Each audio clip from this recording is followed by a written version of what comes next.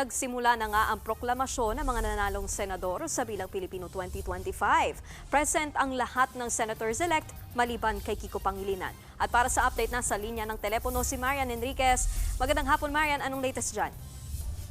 Yes, pasado alas 3 nga nag-umpisa yung programa dito sa opisyal na proklamasyon ng mga bagong halal na senador dito sa Manila Hotel Tent City. Katatapos lang nga maproklama ni Senator Amy Marcos at pinasalamatan niya ang kanyang ina na si dating First Lady Limelda Marcos na kasama niya ngayon mismo dito nga sa event.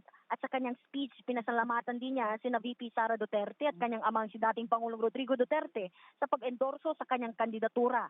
Sa mixing panayam nga naman dito sa media, sinabi ni Amy na suot niya yung barong ng kanyang amang si dating Pangulong Ferdinand Marcos Sr. bilang pag-alala sa pagpapatuloy ng mga nasimulan ng kanyang ama. Itinanggi rin niya at iginiit na wala siyang plano na maging Senate President. Nang matanong naman tungkol sa kanyang magiging boto sa napipintong impeachment trial ni VP Sara sa Hulyo, tiit ni Amy sa ebidensya lamang daw siya babase. Naiproklama na rin nga ang re-electionist na si Lito Lapid at ang new Vice Senator na si Camille Villar na kasalukuyan nga ngayong nagbibigay ng kanyang speech. Present nga ang kanyang amang si dating Senate President Manny Villar, pero wala yung kanyang inang si Cynthia Villar na bigong makamit yung pagkakongresista nga sa Lone District sa Las Piñas.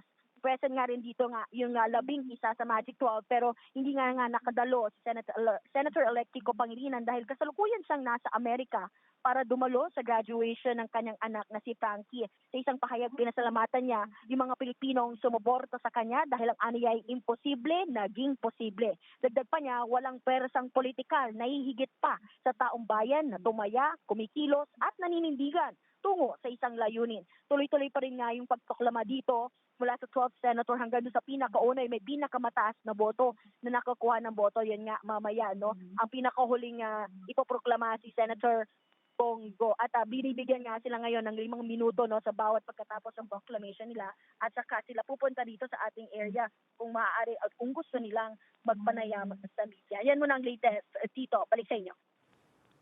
Yan ang Express Report ni Marian Enriquez.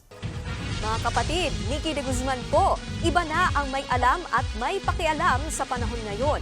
Para sa tuloy-tuloy na balitaan sa Frontline kahit weekend, mag-follow at mag-subscribe sa social media pages ng News 5.